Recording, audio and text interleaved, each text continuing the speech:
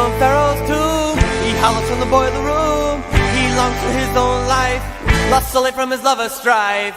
He is below us now, looking up at his lost crown. We taunt him as we linger, we dance above his fingers. Faint screams from the Pharaoh's tomb. He hollers from the boiler room.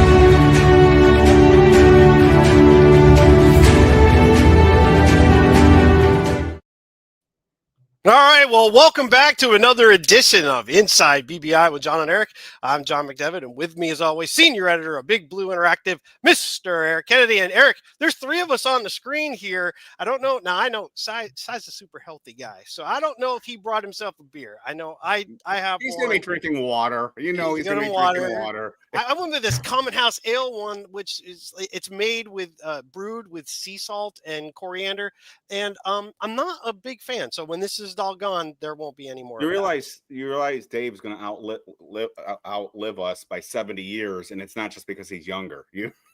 Well, but that isn't a decided advantage, though. By the way, what the heck was with that intro music? That was different. Number one, I don't have to worry about running into any copyright. I own the rights to that music too. You have a band. That was a band I used to manage way back in the early 2000s back in Vermont. It was a band called Godfrey. So anyway, all right. So no worries about the music. Yeah. Well, people are not here for us; they're here for Sy. So let's get. Well, 90-10. Can we 10? It can be us. 95-5. For those of you who don't know, we call him Sy. It's Dave Syvertsen of Ourlads Scouting. And Dave, first off, thanks. I know you are super busy, but thanks for joining us. How's your summer been, and what's been going on in your world? Man, thank you. It's great to see you guys. Great to see. I'm constantly listening to your shows. You guys are doing a great job. Intros are top notch every single time. I love it. Sets the tone.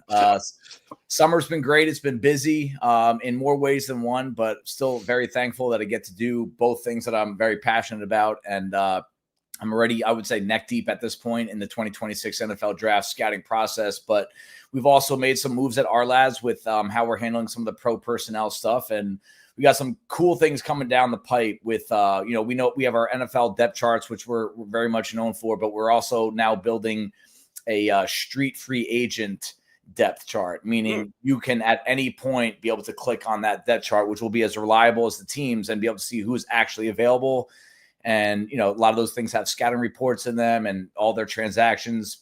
And then we're also going to be building a practice squad depth chart. So right now we usually just have these guys listed at the bottom of the roster, but now we're going to organize it by position. So you can actually get a little bit more strategic with what teams are doing, including the Giants, in terms of what positions are they really kind of keeping a few extra bodies around just in case, kind of gives you a little peek into what they're actually thinking. How are you updating a street free agent availability chart? How are you even managing that? It's just going to be a wide, long page. I mean, you see like one row for every position. It's probably going to be, a position that has probably 10 to 15 rows that goes about 4 deep. It's going to be a pretty big project, but we have some really great brain power, stuff that's way above my head, to be honest with you, that how they're going to be able to source that information and put it in there. And so it's something that we're just trying to constantly move the needle there and make it a little bit more valuable to our users.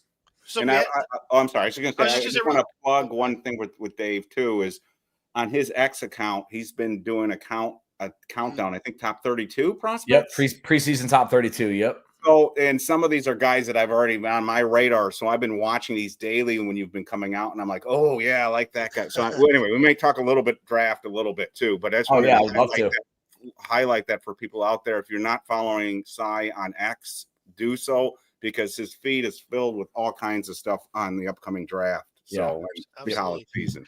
There was a question right away, so I'll just ask you. I don't know how much you can actually get into, but the question was around Ourlads itself. Obviously, you guys do subscription stuff like that. Do teams pay you guys for any of the reporting as well, or is it all just strictly subscription revenue and advertising on the site? Yeah, I mean, I can't get too deep into the weeds, but we do have contracts out there with teams. It's not necessarily. I mean, I can't tell you if they're using our reports. I doubt it. I think it's more database driven, information driven. That's as much as I'm getting into. But we do have a relationship with NFL teams that they do use our services. Very nice. Do not help the Eagles. Don't help the I'm hoping my son, my one of my good buddies who's an Eagles fan, has taught my son the Eagles fight song, and it's all he sings now just to get under my skin. So it's I was going to have him deliver me a beer during the show at some point, and I told him, I was like, if you say the Eagles once, you're getting punished for the next. He starts kindergarten next week, so that's a whole nother part of what our summer's been. One last summer before he starts real life school. Looking forward to it. Understand that. So, all right, let's kind of just jump ahead to the Giants. We'll there. We've seen the cut downs. The practice squad's been arranged. Just first initial thoughts from you on the guys that made the roster, the 25 draft class itself, which the bulk of them made the roster. Thoughts on what they did and maybe what you might have done differently. Yeah, I mean, at the end of last year, we talked about one thing really, and it was, other than the quarterback situation, that's what everyone wants to talk about, was what is the identity of the roster. And I remember writing up a piece about, hey, what are the Giants right now? Are they run heavy? Are they going to be a vertical passing Kevin Gilbride type offense? Are they going to be defensive minded? And, we spent a lot of time debating what are they going to do at the top of the draft with that number 3 pick. Travis Hunter, Shadur Sanders was being talked about. Jalen Milroe was talked about at some point. But the Abdul Carter pick, it just made so much sense from the beginning. A, because he was the best player there, but B, because this gave them an opportunity as they look into the future to really build an identity around the defensive front, because they already have a couple studs up there in Dexter Lawrence and Brian Burns. They have a first rounder, Kayvon Thibodeau, who has flashed over the years, love him or hate him. Now you're adding this kind of dynamic talent that can line up in a bunch of different spots. And I was very impressed with the limited action that we saw of him in preseason. I mean, this is something that they went to this draft class and they really created an identity. They got a little creative with drafting Jaxson Dart, traded up in the first round, didn't lose that much to get him. It's just an exciting time. I think optimism is rampant in the NFL this time of year. Everyone thinks they're about to take a step forward for the most part, unless Daniel Jones is your starting quarterback. And, you really are confident that this team is at least heading in the right direction. And now they have a quarterback waiting in the wings that has been nothing but fantastic this preseason and training camp. So for the first time, I feel like there's a real credible rock to stand on to say, hey, this team is heading in the right direction. I don't think they're there yet. I'm a little worried at some key spots that we'll talk about. I'm not sure about the depth. A lot of teams will say that, but I think they're an injury or two away on both sides of the ball from going back to what we've been seeing in recent years. We know Jaxson Dart will probably see some significant speed bumps at some point once he starts playing against a starting NFL defense, like most young quarterbacks do. But hey, if Brian Daboll can, have the romantic look into Jaxson Dart every single time he looks at him, I think Giants fans can at least sleep better at night knowing that they're going in the right direction. I know you had the same concern that a lot of us had, and you wrote about it, that you worried at one point that Shane Bowen might not know how to use his new toys, specifically Abdul Carter. Mm-hmm. We saw very small glimpses in training camp and in the preseason that he may know how to use them. Are you encouraged a little bit? And now they're probably hiding something, but are you encouraged with what you've seen, or do you still have a big concern that they may not know how to use these 3 guys? I'm still concerned, to be honest with you. Practice report. I mean, yes. Are the Giants hiding something? Yeah. Is every other team in the NFL hiding something at this point? Yeah. To me, it's going to come down to these game day decisions and how do they react to what the other teams are doing. And this is what I mean by an identity. I hope the Giants lean into what they're confident in and make everyone else react. That's when you're on the right path, is you're not trying to constantly adjust the scheme and constantly adjust matchups. It's, hey, this is who we are. You better adjust to us or else. Has Shane Bowen ever been that defensive coordinator? No. Can he be? Absolutely. It would be foolish to say that he can't be. And I know all of his disciples, Carl Banks being one of them, saying like, hey, you guys don't know what you're talking about when you say he doesn't know how to use Abdul Carter. Until I see it, that's the impression I'll be under. Right. Sure. And real quick, the offensive line has been the bane of our existence for quite a while. Yeah. It does seem to be on the upswing at the moment, though there are some tenuous pieces. We are relying on an older guy at right guard that really you were hoping to replace, but it's really his veteran piece. The center, JMS, a guy who hasn't necessarily stepped forward. So some thoughts on the line as it is with its depth, and then specifically afterwards, let's talk about Evan Neal. But let's start with the way the line's constructed at the moment. The line has been, like you said, it's been the kryptonite to this team for so long. And there have been a lot of issues with this roster, but I went back 10 years. This offensive line has been bottom 7 in the NFL in pass protection for a decade now. And we've been programmed to watch that kind of football. And last year, it did get better, but it still was not good enough. And right now, you ask yourself, what about this offensive line is much better than what we saw last year? Greg Van Roten, remember, he was a late signing. Nobody wanted him last year in free agency. And it's not like let's not say he played well last year. He might have played above expectations.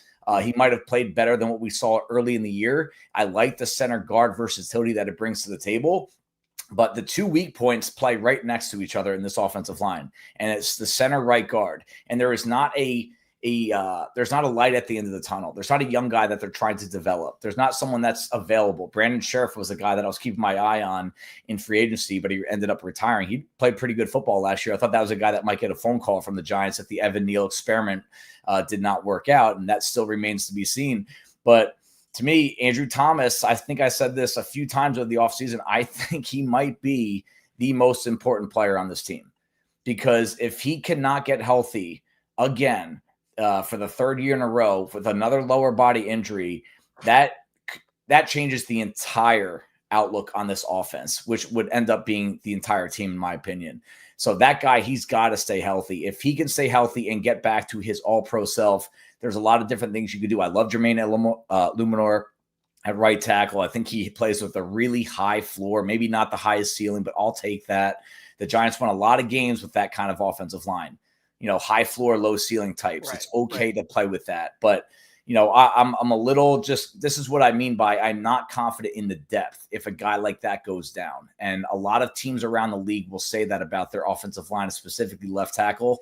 But the Giants are really vulnerable. James Hudson proved that preseason. I think Marcus Mbow might be the top reserve tackle on this roster, a 5th rounder. That's funny, because I was actually going to ask you what your thoughts were after seeing that. And Bo, did Bo exceed your expectations on from him coming out of college on what he's done so far? Still a ways to go, but he's clearly shown he can play in this league at left or right tackle.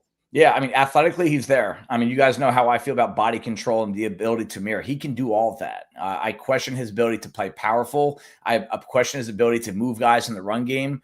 But to me, a backup tackle, if worst case scenario happens, Andrew Thomas goes down, I want a pass protector there more than I want a run blocker. I want a guy that can move his feet rather than a guy that can anchor, because you can plan around that. You can get the ball out a little bit quicker if you need to, if he can't hold his ground against the NFL power rushers. But yes, he did exceed my expectations. Remember what I said after the draft? I thought he was better of like interior option, but as of right, that might be where he ends up down the road. But he's going to get a shot at tackle. And I think that watching him and James Hudson on the same tape, it was pretty clear to me that he is the best tackle, the third best tackle on this roster. And then you got to feel a little bit better that Schlottman is healthy this year. And because I know you projected him making the roster. Yeah. They have a true backup center now. So if they do have to replace JMS with an injury or performance issue, they at least have a dedicated backup center at this point, too. And I'll tell you what, he might be the top reserve guard on this roster. If one of those guys goes down, if Runyon or Van Roten comes down, he might be the first guy off the bench. He's played guard in the NFL. And I trust him a little bit more right now than Aaron Sidney and Evan Neal. Am I crazy in that? And of course, he's hurt again. But did Josh Ezeudu play his best football this spring? I know, again, it's not a lot of snaps, but the games, the amount of plays he did play, I haven't seen him play that well, both at left tackle and left guard. But if you saw something different, feel free to disagree with me. But I thought he was a different player this spring or this summer. Ezeudu is playing right now what I thought he would be when he came out of North Carolina. And I'll tell you what, if you remember back to his rookie year, he had a couple of solid games. I remember just watching the Jacksonville tape his rookie year. He was solid. He was playing guard. And then he just got thrown at left tackle. And we know, I mean, we've seen this with Evan Neal, football, sports in general, performance in general. A lot of it is about confidence. And I feel like he lost his confidence when they threw him out at left tackle because they were underprepared for the Andrew Thomas injury. And that kind of ruined him. And yeah, I think every snap that I saw, if you want something tangible that I saw, it was the bend in his knees. It seemed like he was a lot more comfortable with the flexing at the knee and being able to play with a lower pad level with balance and control. The power's always been there. And if you have a legitimate guard tackle flex like him and he can play at a high level, that to me can erase some of the concerns that I have about the lack of depth along the offensive line. I still would rather see him inside than outside, but hey, I mean, look at what we've had at left tackle in recent years. These guys getting signed off the street. If you can throw him in there, I feel a little bit better about that. You have to wonder if he's long-term. I mean, at the end of this year, Neal's going to be up in free agency. And I would think he would want to get out of here regardless, because this has been a bad situation for him. But I wonder if Zudu's the guy that has the first shot at right guard plus whatever they do in free agency and or the draft. But I wonder if, like, you know, we've been talking about Neal, but I wonder if Zudu's flying under the radar as someone they bring back, and he's one of the guys in the mix next year too. Absolutely. I mean, right now, gun to my head, I mean, you already know Evan Neal can't play tackle, and we're unsure about guard. I was not even that impressed with him at guard in the preseason tape. A couple good snaps here and there, but the ugly Evan Neal did rear its ugly head a few different times. And if you're asking me right now, who am I picking out of those two? I'm picking a Zudu, and I think the Giants will as well. Yeah. So with Evan Neal specifically, what is it from what you saw in college to what we see now? Because all the talk was put him inside, right? Let's get him in a phone booth, and he'll be able to use what his natural God-given physical size, and that'll help him. Yet guys move inside of him, he just cannot move laterally. He can't stay with him. What's changed from when he was in college to now? Couple lower body injuries, I think, played a part in it. I think also in college, you see a lot less skill set, really developed skill set. I mean, college and NFL, you're starting to see freaks play the inside of the interior defensive line now. I mean, guys that are more athletic than what the defensive ends were 10, 15 years ago.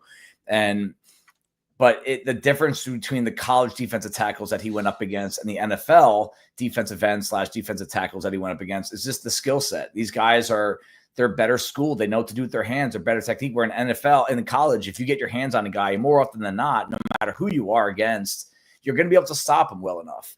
And there was times in college that we did see Evan Neal end up on the ground. And that is an evaluation that sticks in my head, even to this day, when I'm watching offensive line. It's when you see a guy not tripping over his toes or ending up physically on the ground, that's something that you have to pay a lot of attention to, even if you love his tape. That's something and remember, this is not a bad athlete. This is a guy that was considered one of the best athletes in college football. He's on the Bruce Feldman freak list. And I'm telling you right now, I'm watching Caden Proctor from Alabama, who a lot of people love him. And I think he's there, maybe a late first rounder, but I'm getting some Evan Neal vibes from him. I hate helmet scouting. I try to avoid it. But there's a lot of snaps. Look at the Michigan tape from last year that he's off balance a lot. He's almost too big. He's 360. So, I mean, I think to answer your question, John, it's Evan Neal. He did not develop his skill set. He relied on his talent, and that's not enough in the NFL. Is there a legit Alabama offensive line? I mean, from what we've seen, there are some talented guys that have come out that have absolutely failed in the NFL. Yeah, and then it's guys that you would thought this is big time schools. They're coming out and they act like they couldn't compete. If you threw them at a lower level, they wouldn't compete. Yeah, I mean, here's one thing I remember learning back in my early days when I really started to get into this is that these college programs are so sophisticated now. I mean, better than some NFL program from a strength and conditioning, from a nutrition, from a player development, even from a coaching perspective. These guys are getting paid so much money at the college level now, especially those schools, that they peak in college. They don't develop further. They are at their ceiling at their second year of college, where in most cases you project guys from college to improve 2, 3, 4 years into their NFL career. You project physical development and strength gains and quickness gains. And And that is what makes a lot of this difficult, is you don't really know where they are on their specific progression curve. And a lot of these guys that come from these programs are so far along that they are at their ceiling already, and you can't project anything better. Alabama has had a really rough time, a really rough go putting quality offensive linemen into the NFL. You look at some of the really bad first-round busts. A few of them have come from Alabama. I mean, Alex Leatherwood, Cam Robinson, Jonah Williams, who's a solid NFL lineman right now, but he's not what he was supposed to be coming out of college. Right. Well, the reason you got that look on my face is a lot of people are tying Caden Proctor to the Giants. And like I said, I've been diving into the draft already, and balance issues come up with an Alabama lineman that big. I'm having PTSD issues right now. I'm like, out. No. So, anyways, I do want to end the offense on a positive note with the quarterbacks, but I do want to move to one area where I think you share my thoughts on, is that now that hopefully they've got a quarterback of the future and they are moving in the right direction in a lot of areas on this roster, I'm at the point where I think they need to start surrounding Jaxson with weapons. And I've got Malik, but I'm not sure what else we have. I have high hopes for Theo. He's hurt right now. We don't know what's going on with him either. Yeah, I was going to say, do you guys have clarity on that? No, I have no idea. No one said anything. He wasn't at practice again today. So hopefully it's just something they realize they've got a little bit of time here, and he'll be back there next week. But it's a really big season for Wandale. It's a really big season, I think, for Slayton too, even though he did sign that contract. I think the Giants, I'm not sure what they have at wide receiver. I'm just curious what your thoughts are and how you perceive the weapons on this offense: running back, tight end, wide receiver. I would say below average, and it's hard for me to say that because of Malik Neighbors, who right now is on a Jamar Chase trajectory. I mean, he truly is on that trajectory, and I think he has a very similar skill set to Jamar Chase. And hey, if Jaxson Dart could be 3/4 of Joe Burrow, the Giants have something. But as Cincinnati has proven, that's not enough. And they have T. Higgins as their number 2, and it's still not enough. Now, they have defensive issues. I think it's one of the worst organizations and front offices in all of football. And I think the Giants are a step up from there, especially on the defensive side of the ball. But when you're talking about supporting Jaxson Dart over the next year or two, what New England and Chicago did this past offseason is a great template for what this team, and even Washington to an extent with Laramie Tunsil and Deebo Samuel, it's the second you think you have enough support for him, go add 2 more pieces, one up front and one playmaker. And right now, the Giants, they have Darius Slayton. To me, has always been a guy that I would love to have as my number 3 receiver, never as my 2. Wan'Dale Robinson is a make or break. I loved him coming out of Kentucky. I actually loved him back in his days at Nebraska. I thought he could be a great gadget player, but to me, he just has not progressed. We see drop issues. We see lack of downfield impact. He's not making the impact after the catch that we thought he would. The running back, Cam Skattebo, fun guy. Devin Singletary, slippery. Tyrone Tracy, project that we'll see, right? But if you're going to talk about a real support system, these are guys that are secondary players to me. They don't have any primary backfield options. They don't have any real number 2 or real number 3. We don't know what they have at tight end. Theo Johnson, you just have a bunch of ideas here. You don't have reality. So to me, option priority A, priority B needs to be you get another receiver in here. It could be the draft or free agency. There won't be much in free agency next year as of now. And another interior offensive lineman. I mean, that needs to be a must, and that could be bought in free agency or it could be used via the draft. But look at the template that the Patriots and Bears, if you guys want to go look at their rosters, they just kept on pumping in support, whether it's playmakers or offensive linemen. It's interesting. I like where you're going with that. I agree with where you're going with that. But if I were to play devil's advocate for a second, in 22, they schemed their way to manufacture an offense as best they could. Yep. Would you say that in 25, we probably have the absolute opposite of talent on offense compared to 22?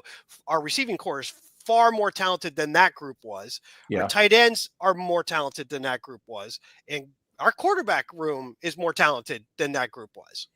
So if Dayball can scheme, and as long as Neighbors, and this to me is the biggest one, right? Neighbors has always been nicked every bit of, no matter how good he still was nicked.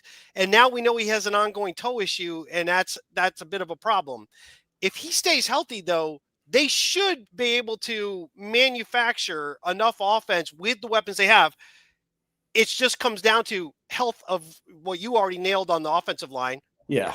Is Thomas, and then you go outside, it's Neighbors. Those two guys could crumble this entire offense. Yeah, I mean that key to that season was the offensive line had Andrew Thomas for I think most, if not the entire year. But can they scheme around things? Absolutely. I mean that's the game of football. I remember you saying like, "Hey, better quarterback play could have gotten them 4 more wins last year," and you're right. I mean they played in a lot of one-score games last year, and one-score games can absolutely be flipped around by quality of quarterback play. And while I do believe the Russell Wilson offense will be much more efficient and have a lot more downfield action than the Daniel Jones, we're not going from Daniel Jones to, Patrick Mahomes here. I mean, we're not talking about an enormous difference. And I know you hate the schedule talk, but they're not going to be, they won't be playing the 2022 schedule either. Right. And, I'm ready for that one. Yeah, you were gimmick. You said the 2022 offense was kind of a gimmicky, right? That's when Daniel Jones absolutely. I don't like relying on that. That's what I kind of get to is I'd rather rely on, hey, we have quality players that the opposing defense, they don't even know how to approach a game plan against this kind of offense, and the offensive line is like rock the solid. You're talking about the Eagles. Yeah, exactly. I mean, if you look at the Giants depth chart, because this happens a lot. It's people like Darius Slayton, who's had a solid career. They like the idea of Wan'Dale Robinson. They like the freakish Theo Johnson. They like the story of Tyrone Tracy. If you literally compare this depth chart to, let's say, the top 10 offenses in football, to me, it's not even close. That the Giants are at least one skill position player away, at least. I would even say 2. And at least one offensive lineman, I would say 2 away from being a real top 10, top 15 offense. Now, if you want to say, John, I'd rather you say, hey, this defense is going to keep games close. This defense is going to be tough to score on. That is going to keep games close. And then as long as they play efficient football and Russell Wilson doesn't make stupid decisions and turn the ball over, hey, they're going to be in games at the end. And that's where you can win your 8, 9, 10 games. Absolutely. I think that's a very that's a bigger possibility to me than the offense being, kind of tricky and kind of sneaking into 7, 8 wins themselves. So just to follow up with where I was going with that. I agree. Tricky was what they did with Daniel Jones. Yeah. They had to, right? Scheme wise though, we all know Dayball would like to throw the ball down the field. Yep. So if they can manufacture enough of a varied offense that gets the defense to have to consider both, right? They got to play up a little bit. They got to guard against the run and some of the intermediate stuff. That opens you down the field if you can pass block. And that's the one thing. Now, with that in mind, though, I want to ask you about one guy before we get off the offense, staying at wide receiver. What is your thoughts on what happened to Jaylen Hyatt from the time he was drafted to today? Why has that, even his one trick, as I called it, and that's I own that I called him that he's a one-trick pony. That one trick he doesn't even really excel at right now. Mm-hmm. 2 things, and one of them I'm going to blame him, and one of them I'm going to blame the situation. And I'll start off with him. He was a raw player coming out. That was what everyone said that truly did watch him out of Tennessee. The offense that they played there was they didn't even line up on different sides of the field. They ran basically 2 routes, and some of his production was against really poor competition.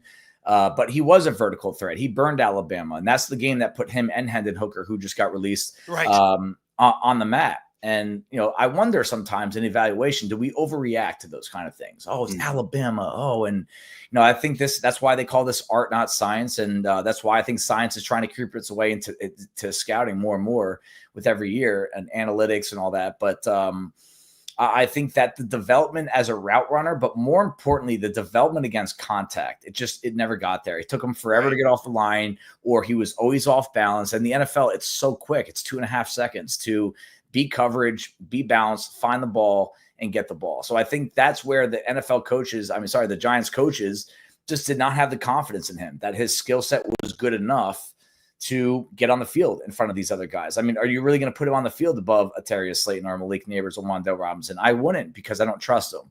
Part two, they didn't have a quarterback that could truly throw the ball downfield. I mean, the best Jaylen Hyatt we saw was when Tyrod Taylor was throwing him the ball.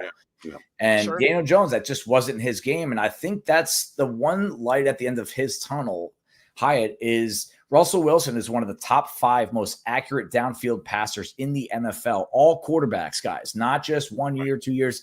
He's been that way from the beginning, and he still has that in his game. So the door is open. I'm not hopeful, but that is the light at the end of his tunnel. And if you're a Jaylen Hyatt disciple, an apologist for him, you could say, hey, he has not had the right quarterback around him. He finally does. This will be his last shot. Would you have released him if you were the Giants? I would have tried to trade him. I think there might be a market for him out there. You know, he only played for a couple of years, so there's going to be an evaluator out there that believes in him.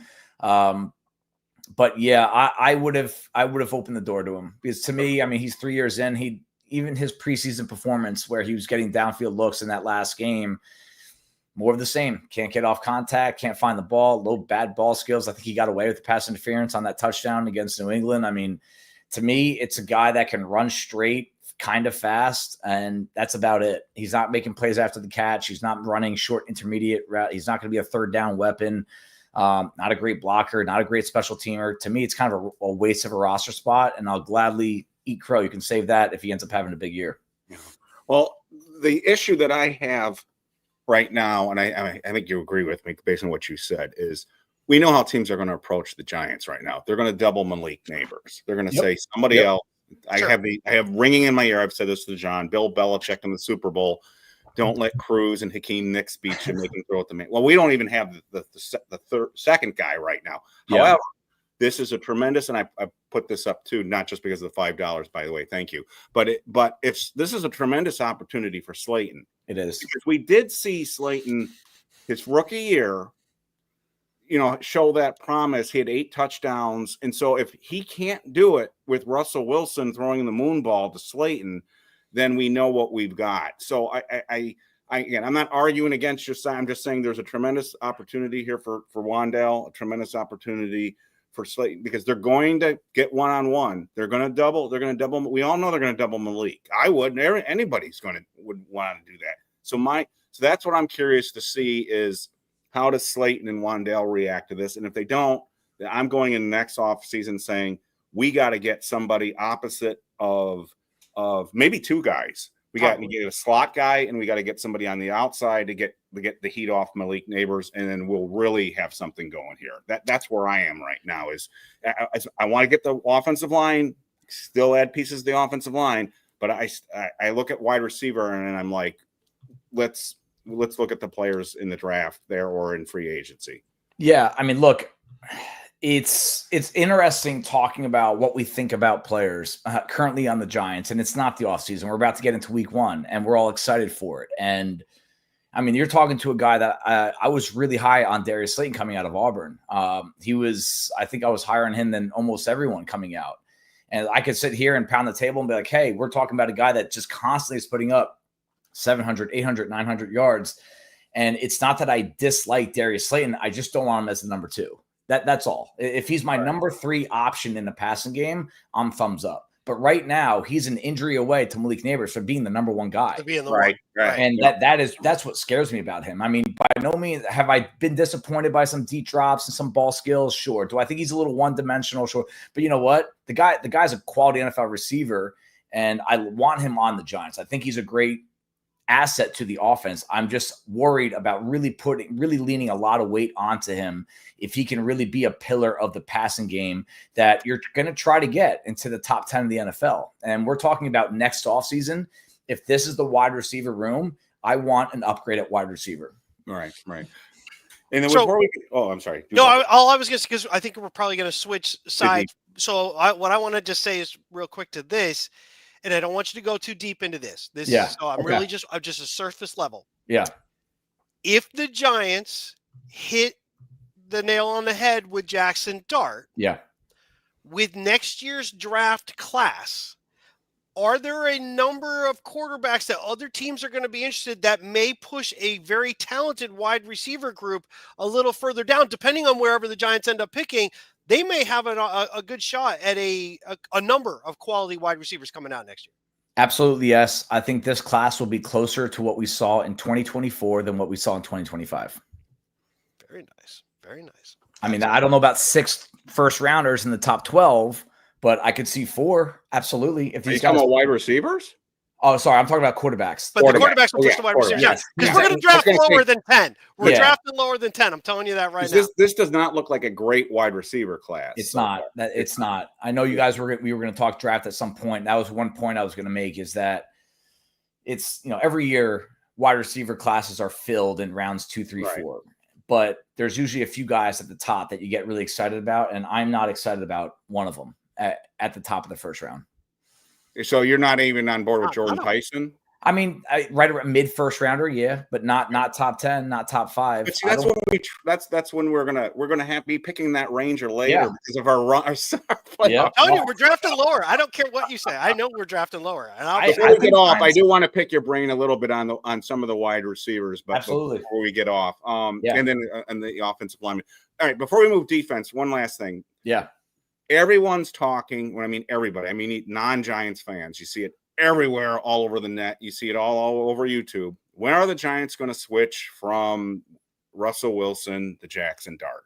Mm-hmm. And I think we all agree it depends on what the record is and how the offense looks and all that.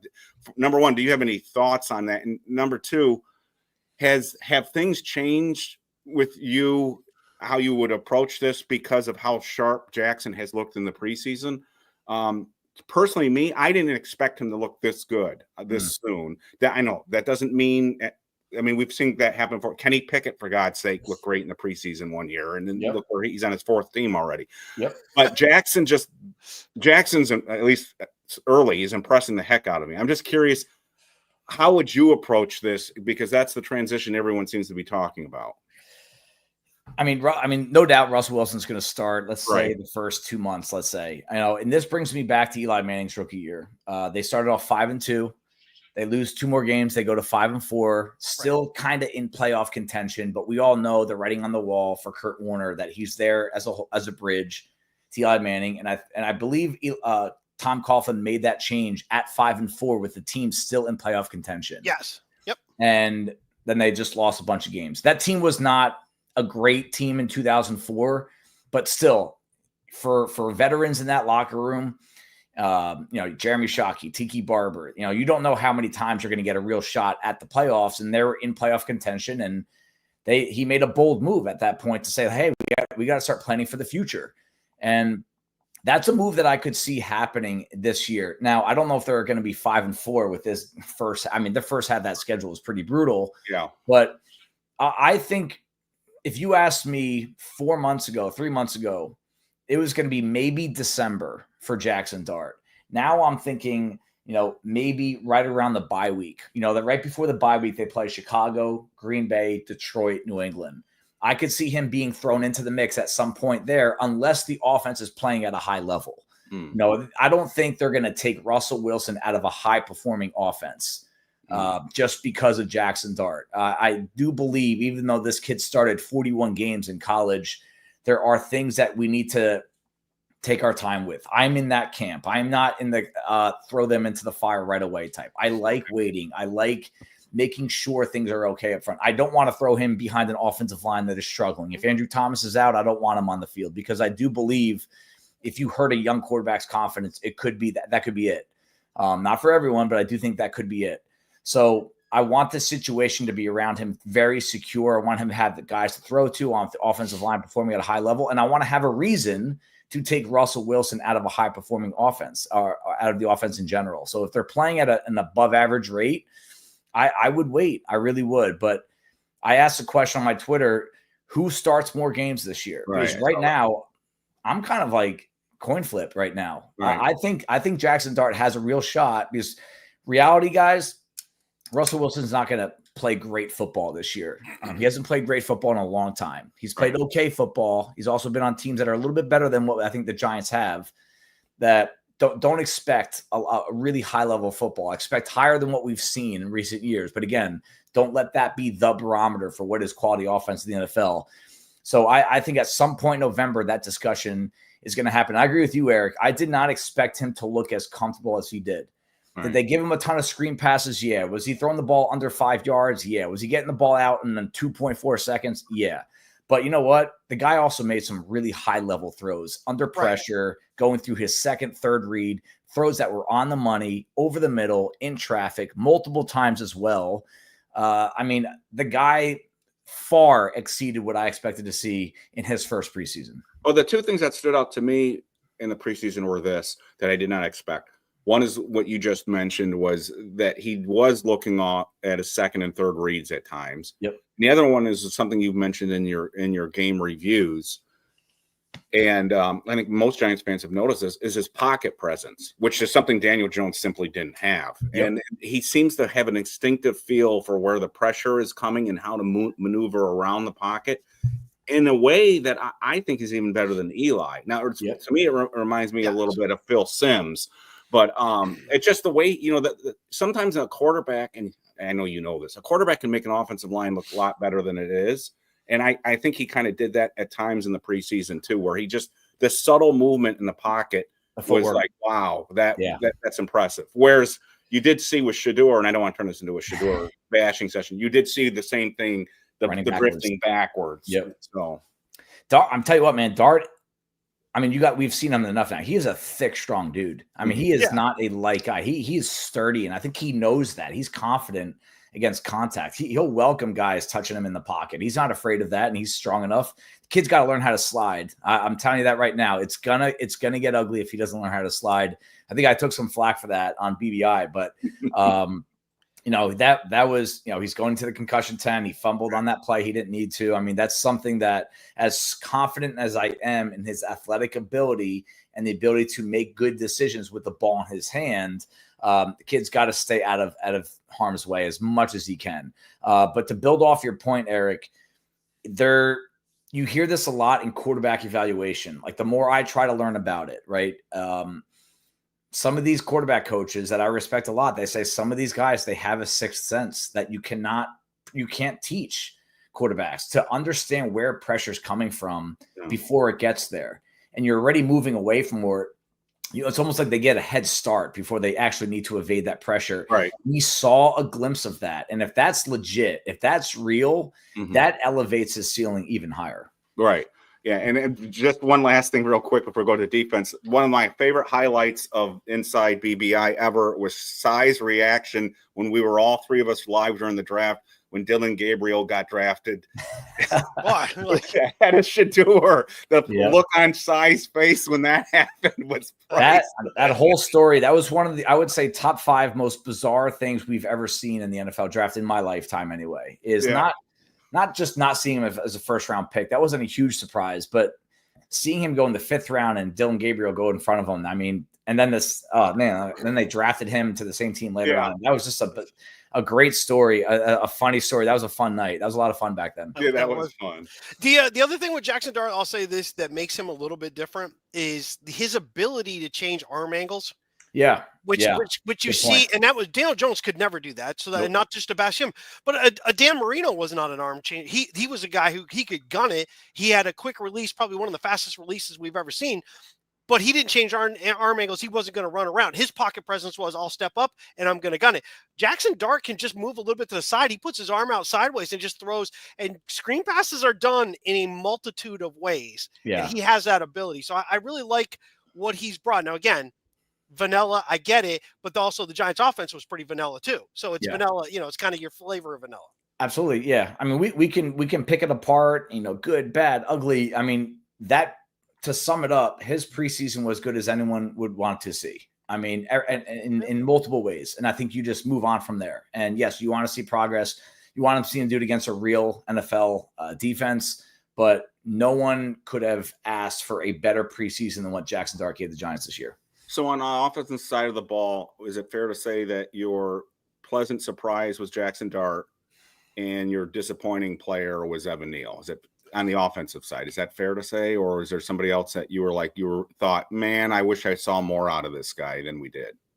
I think that's fair because Evan Neal, not that he's a starter. I mean, we didn't see a lot of him, but I hated the drop by Wan'Dale Robinson. I mean, that's just that bothered me. I know I probably seemed like I have a little bit of an axe to grind with against him, but to me, I think he's a really important part of this offense. He has to have it. He has to create this year for this offense to perform above what we think it can perform at. Yeah, that was a good pick too, Wan'Dale. So I know that bothered you. Yeah. Defense, John. Yeah, we don't want to keep because guys already been on 45 minutes with the defense. So real quick, start off with everyone has the same concern. I think it's the run defense, and we saw in the Jets game with very physical, and at least they've invested a lot of high picks in it. Jets offensive line seemed to push the Giants around a little bit, especially when Nunez Roches and Chapman were on the field together, which I never wanted to see those two on the field together because they're just too small. I would assume that's still your number one concern is stopping the run. Absolutely. Yeah. I mean, there's some interesting defensive line talent out there too, that if this is ugly early in the year, I think a couple of these here comes my beer delivery. Nice. Well done, buddy. Well done. Hey, good job. Stay away from the Eagles. Oh no! We know your dad's a secret Eagle fan. The whole background is green. He's sleeping outside tonight. That was great. Yeah, because I tell you, Cy, I don't, and maybe I value your opinion on this. Again, I don't want to sway your opinion on this. So if I say something that you're like. Yeah. I don't see it with Nunez Roches with the coaching staff sees. I think I don't want to badmouth him, but to me, I just don't see. They seem when you hear Joe Shane speak about the defensive line, he seems content with it. There was even one line where he said, "Well, heck, we didn't even need to really address the defensive line in the draft. Darius Alexander was just too good to pass up." And I'm going, wait a minute, what do you mean you didn't need to address the? Because again, I get Roy Robertson Harris. I think that's a nice pickup. Ledbetter they brought in, but he obviously didn't make it. Chapman is on the practice squad right now. Mm-hmm. I think you like Davidson, based on your most recent comments. Like Wan'Dale, you seem to kind of go up and down with him at times. I think it's on a game by game basis, depending on how he plays. Yep. So my concern again is when Dexter comes out, and as you've pointed out, when Dexter was in there last year, the run defense wasn't all that good. Yeah. What do we have there? So Rakeem, it's funny. Nunez Roches, when I was trying to build like what I thought the 53-man roster would be, I took him off of it on my initial. I really think he's probably the first guy to go if they're going to make a significant change there. Because to me, what is he really? He's not a pass rusher. I mean, his career pass rush win rate is well below average. I think it's below 5%. Right. He's not a stout run defender. If there's one guy that gets put on ice skates against the run, it's him. I mean, he can't handle a double team. He doesn't anchor down. I mean, Roy Robertson Harris, to me right now, I mean, he was one of the winners of the preseason. Again, I'm not going to overreact to it, but I think he's already the second best defensive lineman on this team. And he was kind of a guy that I think a lot of people overlooked in free agency. Right. But to me, he's a guy. I mean, you go talk to Seattle, you talk to Chicago and Jacksonville. This is a guy that they were not happy with. I mean, they were glad to watch this guy walk out the door, whether it's fans or some of the beat reporters there. They said that he was really poor against run defense. He runs really hot and cold. He's a guy that just doesn't last all year. So to me, it all starts up front, just like on the offensive side of the ball. And again, they're one injury away from having nothing up front. And Darius Alexander, love him or hate him, and I liked him coming out. I think there's hope there, but not in 2025. I don't think this is a guy that's going to come in and give you that Barry Cofield rookie season out of nowhere that just like, wow, this guy really was a difference maker, and nobody saw that coming. I don't see that happening this year. So, I mean, you could just go up and down. I mean, there might be 2 or 3 guys left that are there right now at the end of the year. You might see a revolving door, and I think that goes to show what they did in the practice squad. I think they kept 3 defensive linemen. Yeah, they did correctly. Yes, that's a lot. That's a lot. So I think that is their most vulnerable spot. And you brought it up. Made a tweet about this, and some people were unhappy about it. I mean, the run defense was trash last year, straight up. And that was with and without Dexter Lawrence. And as good as he is, it takes more than that to have a better run defense, a competitive run defense. It's got to be schematic. The linebackers got to play better. They got to stop missing so many tackles. And there's got to be guys that could step in. I mean, to me, Dexter Lawrence, he's their best. I mean, I want him on the field on passing downs more than running downs, to be honest with you. And I know he can do it all. But if you had told me if I'm going to rest him on certain looks, I want to be able to rest him on those first down run looks or short yardage looks, or I want him on the field when they're getting after the passer. That's like my main priority with him. And he's an all-pro. He's being paid big money. He's going to be paid to do both. But those guys usually play 75% of the snaps, and that's a lot for a defensive tackle. And I think he can handle it. But those other 25%, what are you doing? When are you taking him out? Right. And they don't have anyone that could step in and give him even half of what Dexter Lawrence gets. Yeah, hopefully Davidson can do some of that. I just wish they had like a 340-pound someone who doesn't even need to rush the passer. Just some guy that just a wall of meat in there that could spell or even play next to him. Like when they had Ashawn Robinson. I love Ashawn. I mean, or somebody brought the other day, Norman Hand. There was a blast from the past. Just somebody in there. So you mentioned there were a couple guys out there that got waived. It doesn't look like the Giants had any interest in bringing them in, but I wish we had one more run stuffing defensive lineman on this team. I just would feel a lot better than. And again, I'm rooting for Nunez Roches, but Same here. I just don't know what he brings to the table. If he gets pushed around against the run and he can't rush the passer, I don't know what.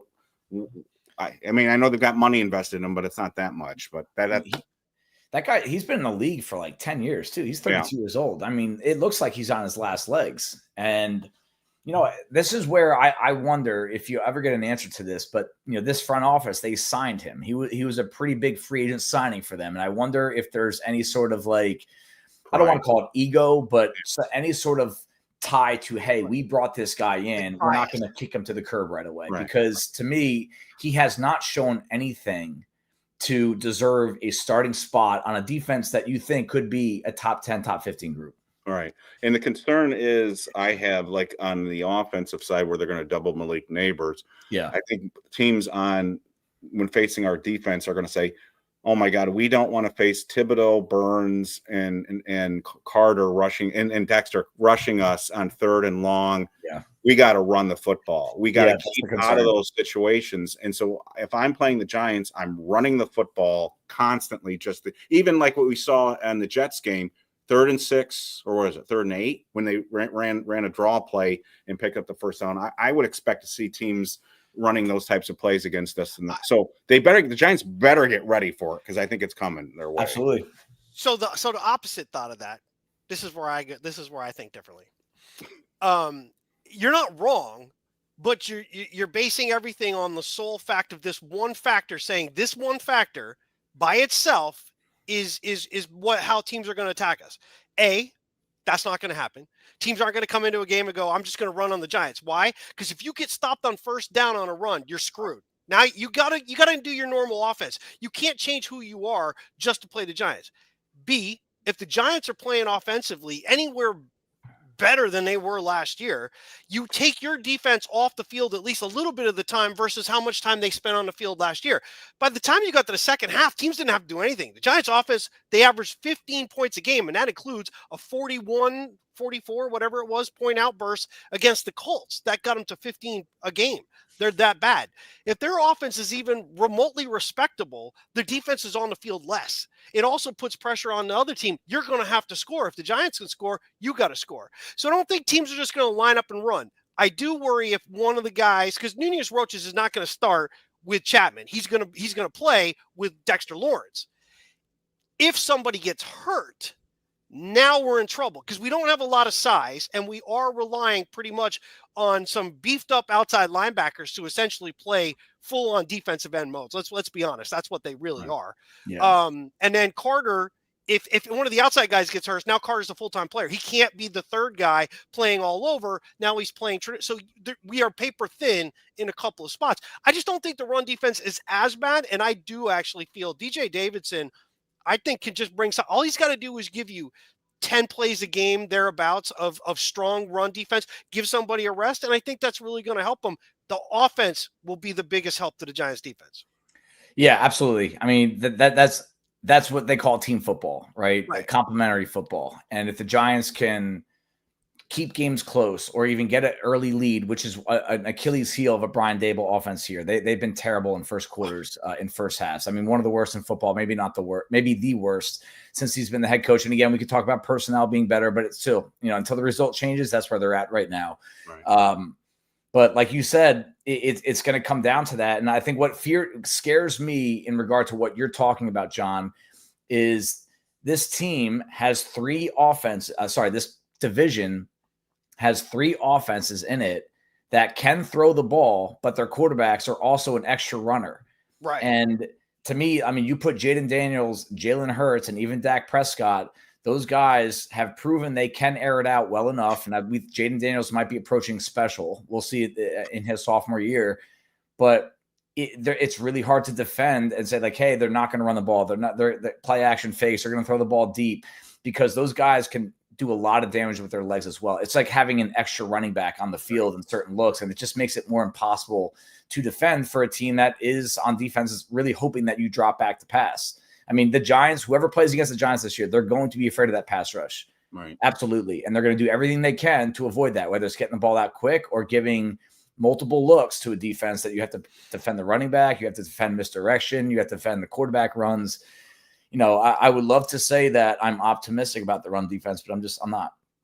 I'm curious to see Abdul Carter in a spy chase mode with Jaden Daniels in the opener. That'll be interesting to me, because I'm not sure teams are they may be surprised by Abdul Carter's speed, which we saw in college.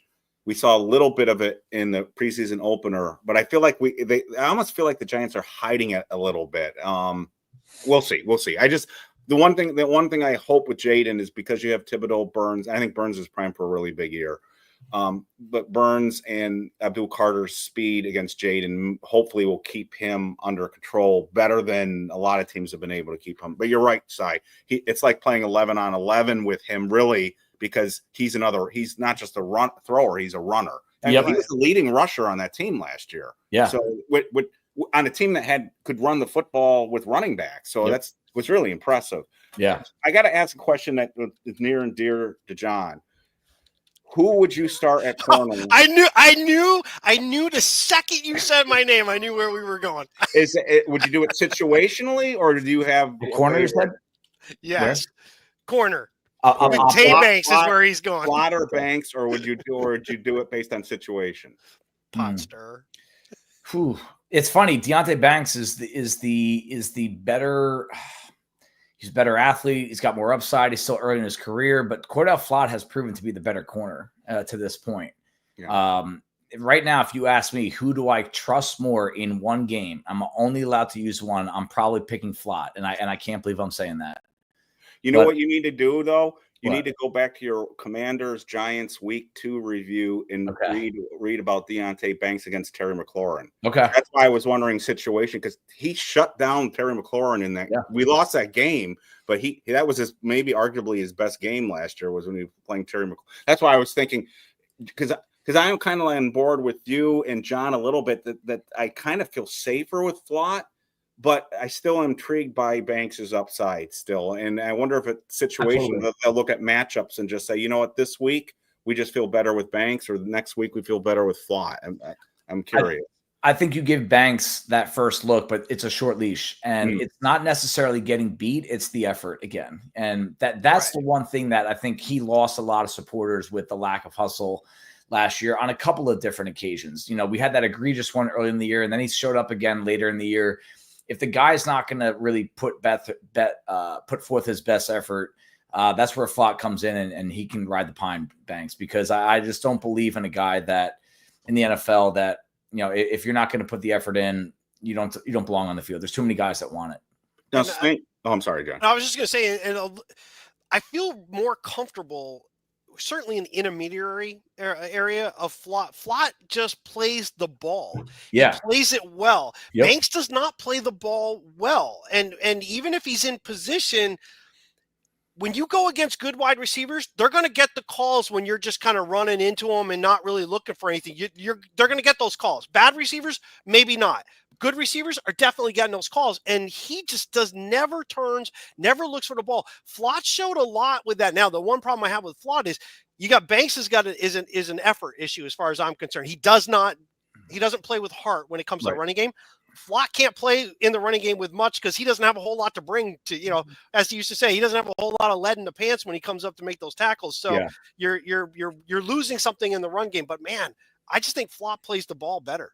Well, Flott's biggest issue is he can't stay healthy. Every time he looks like he's about to reach that next level, he gets hurt. He's frail. Yeah. He's frail. And he was frail coming out of LSU. That was the report on him coming out of LSU a few years ago. Very small, diminutive frame, low wingspan, but he does. I think, John, you bring up he plays the ball. I mean, the coverage that he showed against Justin Jefferson, I remember he has played some really good wide receivers at a high level. Devontae Smith, Justin Jefferson, to name a couple. But I do feel like he's kind of matchup specific. And Banks, you trust him. You trust his talent a little bit more, but you don't trust his natural ability to A, find the ball, like you said, and B, effort. And those are two big red flags for a corner. Right. Now, since we're on a secondary, we did have people ask on the website if you had any thoughts about the waiver wire pickups today, Rico Payton and Bo Braid. If you had any thoughts, that they look like special teams players, but if you had anything else on them. Specifically, Rico Payton, I think he was 4th in the NFL last year in special teams tackles. So there's something there. I think that's why they bring him in. And, to quote Bill Parcells, I mean, the quickest way to turn a team around or organization around is via special teams. And I think that's something that they could do, make some progress on. And, with paying a low barrier of entry by getting a waiver wire claim. He played early in the year for New Orleans last year. He had a pass breakup early. Again, Cordell Flott type body type, Cordell Flott type mover in space, but don't know that much more about him as a cover corner. But I think he's the last corner on the team, which might not even be active on game day, but I do think special teams will be his route to make an impact. Bo Braid, same thing, special teamer. I think Joe Sheen mentioned special teams when they talked about him, but I do believe he has a little bit more ability and potential to impact the defense as a run defense kind of guy. He can line up in the box, kind of what they did with Makari Page in preseason this year. I think he's a guy that a lot of us liked coming out of Maryland last year in last draft. Just a really smart, always around the ball, doesn't miss tackles. But no, you don't want him defending the deep half. You don't want him in deep coverage. You don't want him in man coverage against receivers. So a little bit more of like a one-dimensional type player that both these guys I think were signed with special teams in mind. You actually did a write-up on him, and that you're saying exactly what you did in your write-up. He's a good run defender, and you don't really want to have him play center field back in coverage. So it'll be interesting. When I read your write-up, I was thinking this is sort of a hybrid, kind of like Isaiah Simmons type, not physically, but I'm talking about in terms of the role they might use him in, sort of a hybrid role if they did envision him on defense at all. Yeah, that's what I think. Yeah, and we'll see if they stick. I mean, I'm actually really excited to watch Art Green. I think he flashed in preseason a few different times, and I'm really excited to see him get. Him and Nick Jones both are guys that flashed, and hopefully one of these guys, eventually the Giants get one of these guys to hit, these undrafted free agents that no one's really looking at. They signed off the street and end up being real factors to this defense, because this is a really vulnerable part of the defense as well, is that secondary is paper thin. Did you see what Joe Shane said about Rico Payton today too, or did you not get a chance? I did not. He said they were hoping he was going to be cut last year. Okay. So they had their eye on him for some time. So that's interesting. And I read an article from a Saints publication that as a rookie, he was playing both slot and outside. So again, if God forbid something happens to Andrew Phillips, that's an area. And I know Flott can do that, but that's always been a worry to me, that if something happens to Phillips to me is one of the more important players on this team right now, because he's a physical slot guy, and we haven't had that in recent years until him. So okay, that's great. I mean, I kind of think it fits in with what they have in Andrew Phillips, and just again, you always want to be prepared for an injury. Someone could step in and fill that role right away. All right. So if we can go more to just some individual pieces, I want to jump around for a minute. you talked about him very briefly earlier when we were talking about the running back group. So I want to jump to Cam Skattebo. He missed a lot of time throughout the summer. I'll speak for myself, but I think Eric was in line too. We were pretty shocked he was actually going to end up playing against the New England Patriots after missing basically all summer, and all of a sudden now he's going to play in a game. What does he bring to the running back group that the other two don't have? What do you see from him that he could be, that's going to be his role, or what he can do for them that they don't have with the other two?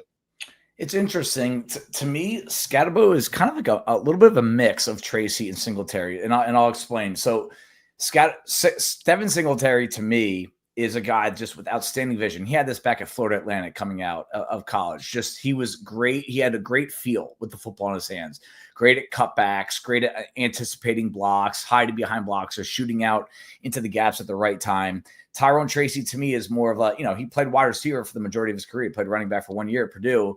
And he's more of a kind of, I don't think he has that vision yet. He might not develop it, but he is a physical, fast, downhill, break tackles.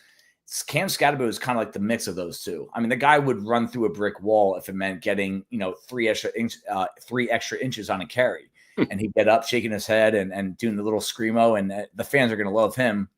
But one thing that's underrated about his game is his feel and his vision.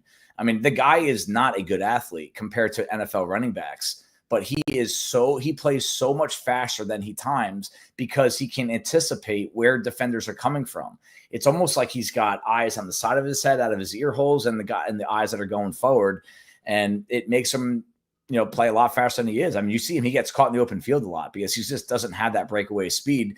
And then you see him, I think he could be an asset in the screen game. So to me, he's got the vision of Singletary, and he's got like that bruising mentality of Tyrone Tracy. And I think he might have the best receiving skill set of the two as well. So I do think that he's definitely going to get a shot in short yardage just because of the mentality that he runs with. He's so hungry. He's the antonym to Tay Banks. But I also think he's going to be an asset in the passing game. And if they can keep up with what we saw, how screen happy they were in preseason, and what Turbo Miller made made a name for himself this offseason, this preseason, I think Skattebo might be the option in the passing game from that regard. And you made a great prediction last year when we were sort of excited about Turbo Miller last year. And you were like, guys, he'll make it to the practice squad. We're like, yeah. Kind of like me with Greg Dulcich when I took a lot of grief about that. So he did get signed by Miami, guys. All right. So, but is my point here is, do Giants fans underrate or undervalue Devin Singletary? Because there seem to be a lot of Giants fans who say, yeah, he's nothing. He has no value. Why is he on the roster? I always kind of felt, especially given Skattebo's hamstring issue, if something happened to Tracy, Devin's the guy right now. So that I don't think he's, a fantastic running back, but I think he's one of those guys that he does a very solid job for you anytime you care. But how do you view Singletary? Is he a guy that you would move on from this? You would have moved on from this year, or do you think he has value on this team? He certainly has value to the team. Just a proven running back that does a lot of different little things well enough, but doesn't stand out in any specific area. But you trust him. You trust him in pass protection to know his assignments. You know that he's going to follow the scheme. You know he's going to hit the hole. He doesn't dance. He doesn't waste a lot of time in the backfield, even though he's not a big physical guy. He runs low to the ground. Doesn't break a ton of tackles. Like, I love backs that break tackles and get yards after contact. He's never been that guy. Couple ball security issues early in his career. We saw a little bit of that last year. A solid receiver. I mean, if you really put a grading sheet of Devin Singletary, you're just going to see a lot of the same grade. You're not going to see anything that's spectacular, but you're not going to see anything that's poor. And that kind of guy has value in any backfield in the NFL. And it's kind of like you said, if Tyrone Tracy were to ever go down, that's a guy that you feel secure enough, but you don't want him taking 20 carries a game. I do think that if Tracy went down and he was out for long term, it would be, in my opinion, a matter of time before Skattebo would be the guy. Right. I think every coach, every coaching staff has their guys that they feel comfortable with, right? Belichick was king on that. He had guys, he'd bring them back, guys that he knew would play certain roles. Parcells had guys that would play certain roles. You knew that. Daboll seems to certainly like his Bills connection guys. Manhurts stayed. You got Singletary there. Is it to a fault, though, which includes draft picks? I made a point on the last show that I had a feeling that the Shane Daboll group, but maybe leaning more towards Shane, that the entire draft class was going to make the roster, even with Black missing time. Now, he did get released later, but that he's still technically, he made it through. Right. Do they rely almost too much on guys that they've had some experience with who might know what you're doing, but don't necessarily bring a whole lot to make changes to an actual game? Yeah, I mean, that's like a question that I feel like only those coaches can really answer with credibility. Like, I'm just not in the room with those guys. I'm not in the meetings, and we can watch tape and make a few guesses, but a lot of these roster decisions come down to what happens in meeting rooms and practices and conversations and relationships. And even in the trainer's room, are these guys working hard? Are they injured? Not every injury makes it to the public. So I think there's a few different elements to that. I have noticed, to a fault around the league, though, both this time of year and in free agency, coaches love getting after guys that they have some experience with. And I mean, you in my opinion, just my opinion, I feel like that can sell you short a little bit. That can kind of hinder you from really reaching your ceiling. I think too many people don't branch out beyond what they just want to stay comfortable. They want to do what they know. And to me, when you constantly are just kind of recycling guys that you've worked with in the past, to me, it's kind of like a sign that you maybe don't trust your ability to develop new talent. And that's that's something that some teams do really well, and some teams really know when to move on, and some teams don't. I think guys who are really good in the room, you better make sure that room's not the basement, or that's all you're doing. Exactly. Were you surprised that they brought back both Bellinger and Manhurts? I mean, to me, I thought it was going to come down to one or the other for that veteran guy, the guy with the team, and then maybe a Dulcich, Fedoni, I thought for sure was making it. Obviously, Johnson. I was surprised both guys came back. A, surprise, and B, if with that, what does Manhurts bring to the table for you? What does he bring for the Giants? I mean, Manhurts to me, this is why I was pretty adamant about keeping Dulcich around. And I know he cleared waivers, and I think he's with Miami with the practice squad, but it wasn't necessarily, do I think he's going to be claimed by someone and be a starting tight end and blossom? It was more that I felt like he gave the Giants another weapon in the pass game while you try to figure out what's going on with Theo Johnson and you're a little unsure about this wide receiver room. And remember, like I evaluate every single game, every single play from the Giants season for the sake of the reviews, almost to a point where I'm like, why am I spending so much time on this? Sucker. and my wife asks me all the time, like I take a day off of work sometimes. Like I'll pay someone to go coach classes at my gym so I can do this. And I'm very underwhelmed with Chris Manhurts as a blocker. He's not bringing anything else to the table.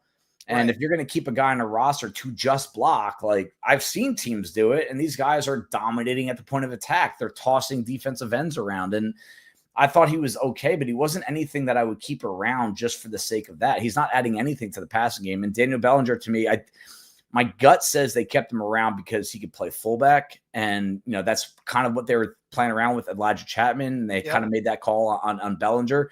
But again, I've evaluated all of his blocking on the move. I think that's where he struggles the most, is where he blocks on the move. I haven't seen progress since 2022. I don't think there's any upside with him as a receiver. Remember, he got drafted out of San Diego State partially because he tested very well athletically. And I don't see that when he's running routes and running with the football in his hands. And is he sure-handed? Is he, do you trust him? Yeah, I trust him. But I don't think he's going to make a difference. I don't think he's the kind of blocker. I don't think either one of those guys are the caliber of blocker that you keep on the roster for that reason alone. Well, Chris Manhurts isn't, and I know this predates you, but when old Giants fans think of blocking tight ends, they think of Howard Cross. And he's not Howard Cross. And that's where I agree with you, Syed. And again, I've read your reviews because I read them all. The thing is, I enjoy them. But the reason I was laughing and saying sucker because I've been in your shoes when the Giants are at the end of a 30-3 beatdown and you still have to write the game review. It's not that's awful. Anyways, hopefully that won't be the case this year. Right. But that's the same thing with Daniel Bellinger is again because these reviews are in my mind because I edit them. I can't tell you how many reviews I've read that you've written that say Daniel Bellinger's blocking was it wasn't so it sounds like I'm piling on, but I saw it the same Dulcich the same way that you did. It's just another weapon, especially in the red zone, just in case somebody doesn't pan out. But that's water under the bridge at this point. I mean, and I'll admit this, I was high on Dulcich coming out of college, and that's probably a little bit of bias on my side that I still believe in him, but he's been banged up. Right. He also did not have a good situation in Denver, and he flashed. I mean, I thought he was one of the best surprises of the Giants offense this preseason. And I just would have loved to have seen him just get a shot. I'm not going to sit here and say he's going to be a starting tight end and dethrone Theo Johnson as a starting tight end, but I did feel like he had a shot, maybe a little bit of chemistry with Jaxson Dart. Right. And his blocking, I graded his blocking preseason. It was not bad. It was not good, but it was not bad. All right. I mean, Tanner Hudson's still playing tight end in the NFL. Yeah, that's true. Greg Belter should have a spot somewhere. All right. We should. He's been keep an hour. And, keep it tight here. Keep it tight. But I'm just gonna throw it right out there. I'm gonna ask you to pick a week. At what point in the 2025 season does Cy think Jaxson Dart becomes the starting quarterback of the New York Giants? Let's do it, baby. I'm going to say Monday Night Football, Week 13 at New England. Ooh. And if Drake May's hurt, might be Tommy DeVito. That would be funny.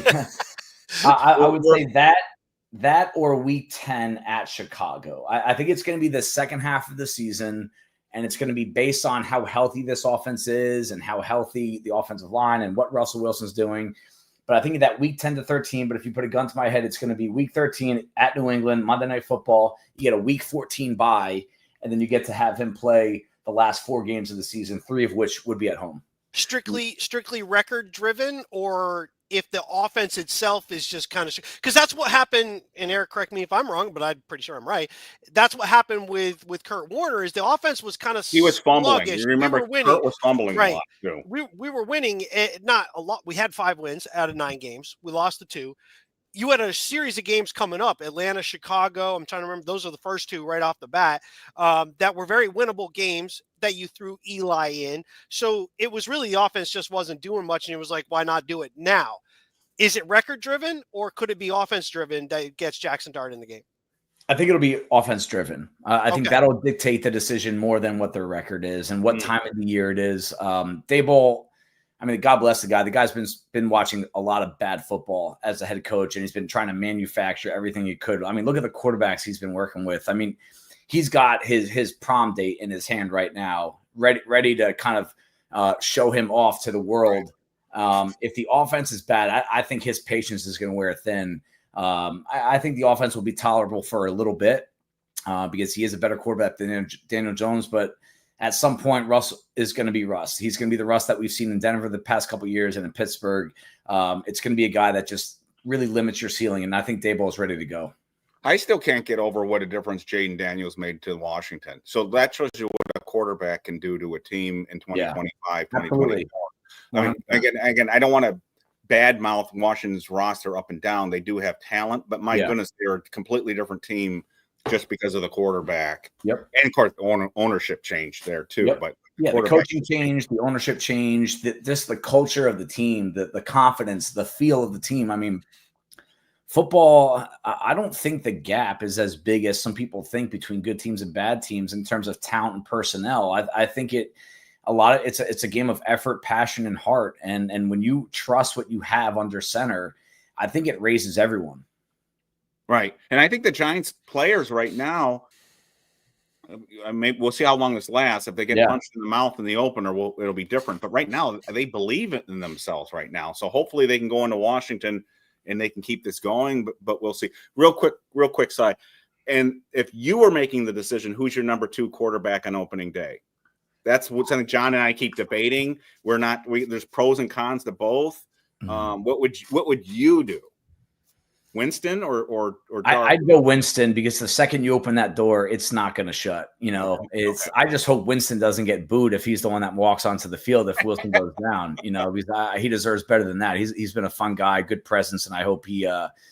I'd like to give him a shot before they sign Wilson, and in the offseason, Winston was one of the names we were bringing up. I'd like to see him get a shot. He's fun, at least. He's going to hurt you and kill you in the same day, but.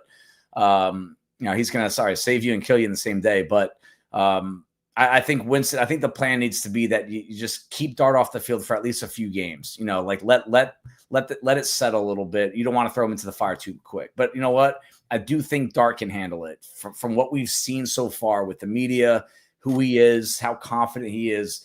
We're not talking about a Mark Sanchez type situation here. I think he's going to be able to handle it right away. I think if they opened at home, I would agree that it would be Winston. You want the buffer between Dart and the crowd, right? You don't want the crowd going the second the Giants do something bad. On the road. That's a good point. On the road, which I'll be at both games. On the road. Oh, really? Nice. Yeah. I'm going to Washington and then I'm going right to Dallas the following week. Oh, that's awesome. I personally think Dart has done too much to not be the 2. Like, you could see the way Dayball they talk about him too much. I mean, how can you be like, seriously, the full-on Bloom love we've heard about in the past? This is legit. Yeah. Like, if Dayball dropped to one knee and said, please be my quarterback, I would not be shocked at any moment in time that happened. I just think he has to be the 2. And on the road, no one's going to be clamoring. They're not going to care. They're not going to be the pressure to play him unless he wants to play him. And then let's just say by some shitty, really bad chance that they're not even remotely in the game in the third quarter of the game on the road, you could get him some playing time out there, and you're not worried about the crowd now. If they see even a little bit of good from him, going, he's got to be my guy next week. I just think he has to be the 2 the way it's set up. It's a great point, and I won't argue against it. I don't. I mean, I think I've just seen so many quarterbacks get thrown into the fire too soon, and they get burned, and I think it ruins their career. And I think I'm almost over afraid of that with Jaxson Dart. You want this to work out, because I do think, as I said in the draft report, I do think his upside is up there with Cam Ward, who the Giants tried to trade up and get. But it's got to be done the right way. And he's made a lot of mistakes on tape that an experienced quarterback should not take. And you just want to be sure that he knows exactly what he's seeing before he gets thrown into an NFL defensive situation. Okay, and real quick, because I know we've kept you in wait. So I did want to speak about the draft. We don't have a lot of time to do that. We should probably have you on at some point soon to talk draft. Say Jaxson plays very little this year, or plays a few games and shows enough that it's still very, very encouraging. You're going into a draft that's much stronger at quarterback. Say Dayball and Shane survive. They wouldn't go after another quarterback as long as they're still confident in Dart, right? Say we had the preseason we had, he plays in maybe 4 games and he plays pretty well. What are you doing if you're picking 7th or 8th and there's another really good quarterback there? Or is this way premature? We shouldn't even be talking about that. Right now, I'm leaning towards Dart and Shane and Dayball are safe because they picked Dart. Unless Dart does something horrific this year, just doesn't look like a player. I hate to say it, I've already seen enough that Jaxson Dart's the guy next year. Right? Yeah, that's where I am too. Even if worst case scenario happens and everyone gets hurt and they're picking number 1 and Arch Manning is sitting there looking at them, like that's the question. They're picking 7th or 8th. They're picking the 3rd or 4th quarterback in the draft. I don't think there's any shot they're taking them. But if they're somehow sitting at the top of the draft, that would be and you think of a special quarterback. If Arch Manning goes out and wins the Heisman and just takes the world by storm, that's the only scenario where I think it's worth a discussion. I don't think either is going to happen. Gun to my head, I don't think Arch Manning's going to come out. And B, I don't think the Giants are going to be at the top of the draft. So, we don't want to lose sleep over something that's probably not going to happen. Right. But I think to answer the question, for the sake of the question, I don't think Giants will even think about a quarterback at the top of the first round next year. That's what I'm leaning to take the other side, spot to be in. To take the other side of what Eric said, though, do you feel without question, regardless of record, that Dayball is guaranteed to coming back next year because he has his quarterback in place? I do. Okay. Okay. If they somehow go 0-17 and things get ugly and people start hating each other, they lose a But lot. again, that might be a little different. Yeah. I mean, but no, I think drafting Dart bought both of them another year. Say the Giants are picking top 10. Yeah. And the quarterbacks, there's a lot of teams that are going to be needing quarterbacks. Yeah. So the Giants would be in an interesting position that they can trade down. My dream scenario, I know he's probably not going to be there. And in a way, if the Giants are picking that high, it's not good. I want Peter Woods. That's guy I want. I want to put Peter Woods next to Dexter Lawrence, and that would be that. I saw somebody today saying there's no way the Giants would be interested in Peter Woods. I said, like hell they wouldn't put him next. There's a spot for him. There's a spot for him right now. And I mean, hey, if you want me to be pessimistic here for a sec, because we're so used to that. One issue I have with the construction of the Giants roster right now is that I'm thinking in 2027. That's when you can really throw them into contention. Hey, they're back. Right. You know, Andrew Thomas, 2 years older. Dexter Lawrence, 2 years older. These things, they disappear quick. And I don't know if he's going to be that dominant force he is now. Are they missing out on that window of having 2 all-pro caliber linemen? Right. So to me, you get a Peter Woods available to you, you take him. And right now there's a spot open for him. Right. So that's a no-brainer to me. I think he's a better version of Mason Graham. I really do. I think he's a similar physical profile, but he's more powerful. He's faster. He's quicker. That's a no-brainer. He's my top non-quarterback in the draft. And you're an Isaiah World guy on the offensive line, it sounds like, right? You like Yeah. What about the Utah tackles? He's my number 1 tackle, Spencer Fano. Oh, he is. He is. Okay. He's my number 1. Some people thought he's a better guard, but you see him in a tackle. It depends where he measures. I can't really tell what he measures. I don't have it. Usually we have it by now, but we don't. I'm not sure why, but we don't have any measurements on them yet. But I think he's just athletically, he's such a balanced, quick-footed, heavy striker. Unless he's got Will Campbell type arms, so I do think he's going to end up inside at some point. He's a tackle all day to me, and he's a guy that could play right tackle initially. That's where he's playing right now. And some people love him and have him as their number 1, like you do. So he's my number 1. I'm actually not a huge fan of the Miami kid. That's one guy that I'm not as high in as some others are. And a lot of people think he's a guard. Yes, I have him as a guard. A guard. And so you like World, and I saw you like Drew Shelton too. Yeah, Drew Shelton is the guy. I have a preseason first-round grade on him, and I don't, the little that I've read out there, I haven't seen anyone. He wasn't even on a list that I saw. I think maybe someone forgot about him, but he played really well last year, and he's late to the radar. A lot of these preseason stacks and ranks come from what guys did their first year, the second year. He was backing up Olu Fashanu for a couple of years. So you just didn't really get a lot on him, but you watch him last year, especially late in the season, really good football player.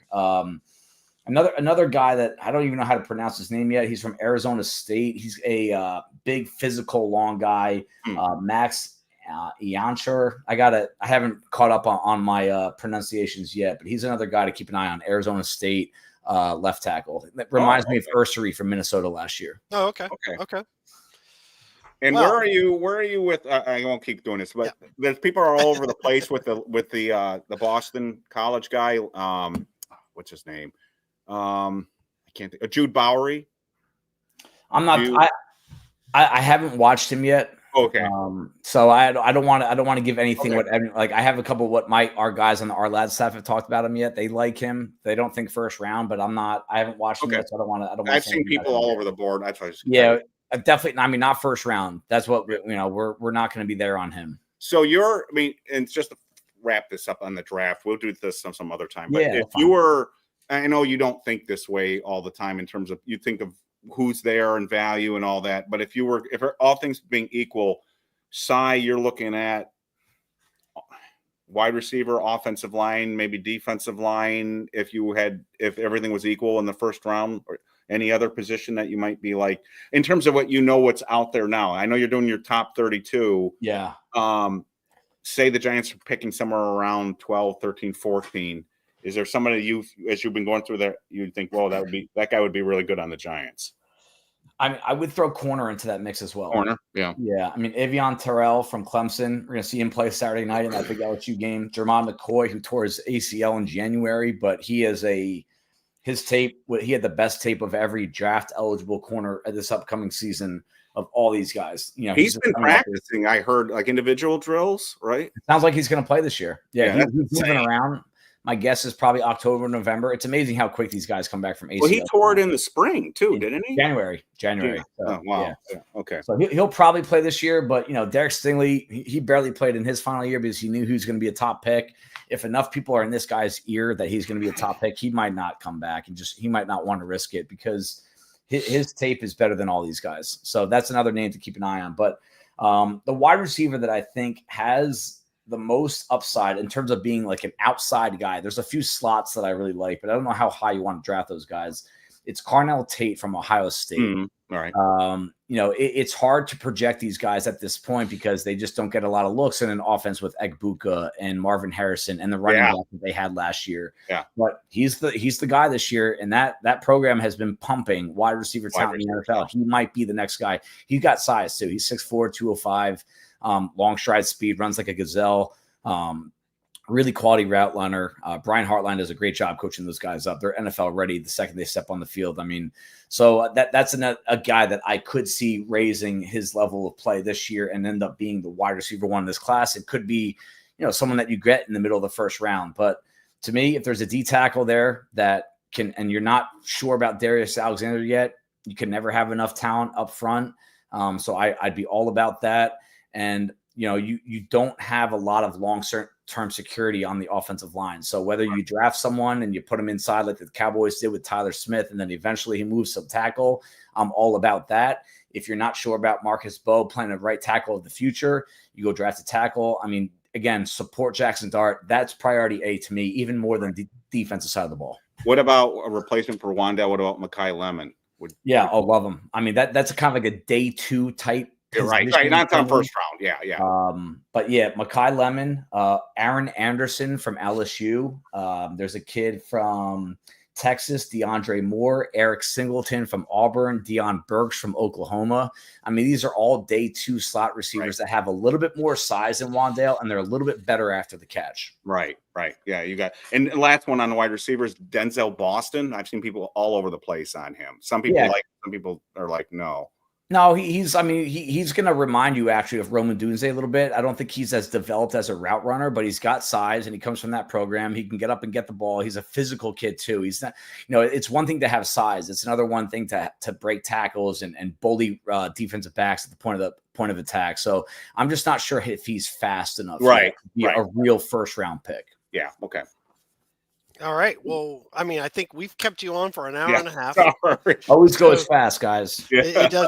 You know, I was thinking at one moment though, you were talking about we were talking about the Giant when I brought up the whole, you know, the Giants as a whole unit, how it works together, complementary altogether. Yeah. You brought up a point that I could have just taken the clip from you last year after the Texans game, where you said the Giants are historically bad on the first drive, the first quarter. They barely score any points, and literally we're 1 year later saying the same thing. So let's hope that this year is something different. Develop a lead, and that's where you can lead into the identity of the defense. That's where you can get to the peak of this defense, is if you can get that early lead, because teams panic when they're down. So let everybody know, obviously, where they can find you. You get the @Ourlads_side. That's on X. Where else can they get Ourlads and get your content? Yeah, Ourlads.com. There's an insider account. I think, Eric, I mean, you guys are dealing with this too. You know, we have an ad-free version of Ourlads.com, and it's via the insider account. It's only $25. I mean, for the whole year. And you get an ad-free instead of Xing out all these things. And, you know, a lot of people are signing up for that now because we got a couple big, I don't know if I could say their names, a couple big names in the media space have said like, it's such a better, enjoyable website when we don't have to do that. So they pay for the insider account. They also get access to the transaction wire. And that's something that I personally pay attention to a lot. It's on my homepage. Every time I open up my computer, it's the most up-to-date transaction wire, faster than anything you're going to find on the internet, because it goes right from the NFL to our system. And so it really does help out a lot if you want to stay ahead of the curve for any reason, whether it's fantasy, betting, just your own personal football knowledge. You can also bundle that to get the draft guide and draft preview, draft review guide. We're going to be putting out, we have a newsletter that you can subscribe, ourlads.com. It's right at the top. We get sent out every Monday morning. during the season. Closer to the draft, that'll start going to 2 days a week. That's free as well, so you can sign up through there, and then that's it. I'll be as active as I can. We got the Giants reviews on BBI.com. I try to send them to Eric basically on every Monday night or Tuesday morning. Nice. And he's a busy man. And I will also endorse those free newsletters on Monday. They're awesome. So you always have like sort of not only just a write up on a prospect, but like cover what's been going on in the NFL that week. So like major transactions and things like that. Yeah, and your take on it, which is really interesting. So. Always open to suggestions too. If you guys want more, we're putting out articles on Ourlads.com. If you guys want to read about a specific thing or I had someone ask me if we can go into an Evan Neal kind of analysis, like what happened with him, why did he fail, what was the miss that everyone had on him coming out of college. Like if anyone has any ideas on what they want to read, just let me know, and we'll try to make it happen. Very nice. Very nice. Well, with that, Cy, we appreciate it. You can just go enjoy your Eagle brought to you. I'm gonna go punish my son. That's what's gonna happen. Nice. So, and then with that, for everybody else, I think we'll call it. We'll wrap it here. Like, subscribe, all that good stuff. I know Eric and I will probably we haven't talked yet, but I'm pretty sure we'll do one more maybe this week. We'll figure it out. We got to do our preview. We've got to do our season preview, and I'm pretty sure I'm gonna have a different take than Eric's gonna have. I already know where I'm going with this. So that being said, I'm gonna close it out. Again, thanks to Dave Syvertsen of Our Lad Scouting, and we'll catch you again real soon.